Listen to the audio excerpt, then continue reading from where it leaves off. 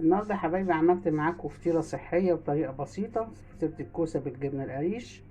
يا رب تعجبكم. خشوا الفيديو شوفوا احنا عملناها ازاي. احلى فطيره تنفع دايت طبعا، لان السعرات الحراريه فيها قليله، مفيهاش طبعا لا دهون ولا فيها حاجه، كلها مكونات صحيه. خشوا الفيديو شوفوا احنا عملنا الفطيره دي ازاي، فطيره الكوسه بالجبنه القريش.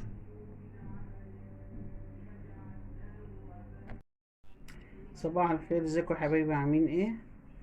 ان شاء الله يا حبايبي هعمل معاكم النهارده فطار صحي بطريقه بسيطه ومغذي. انا معايا هنا كوسايه مغسوله ومتقشره، انا كنت مفرزاه لسه مطلعاه من الفريزر. معايا قرن فلفل رومي وقرن فلفل حراق طبعا لان بتحبي. معايا بيضه، ومعايا هنا قطعه جبنه قريش في الكبه دي. هنحط كله على بعضه كده، هنحط قطعه الجبنه ونحط عليها الفلفل الرومي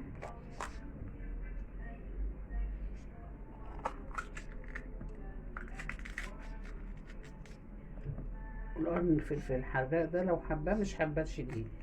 دي وجبة حلوة أوي تنفع للناس اللي بتعمل حمية غذائية.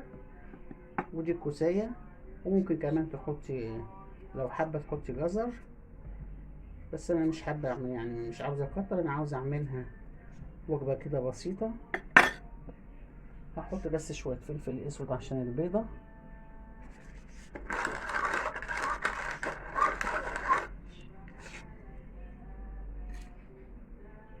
مش هحط ملح لأن الجبنة القريش حادقة شوية.